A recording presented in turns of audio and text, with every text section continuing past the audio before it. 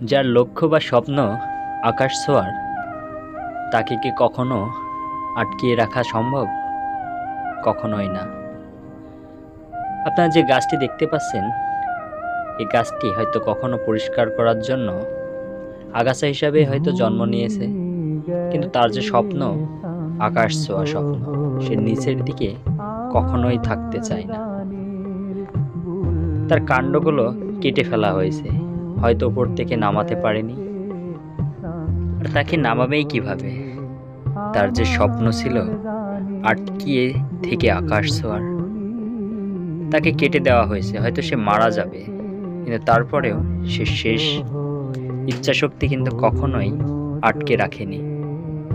সে তার নতুন শিকড়কে নিচের দিকে বেঁচে থাকার জন্য আবারও ছেড়ে দিছে। তাই আমাদের জীবনে সবসময় কখনো হাল ছেড়ে দেওয়া উচিত নয়, যতক্ষণ আমাদের নিঃশ্বাস আছে।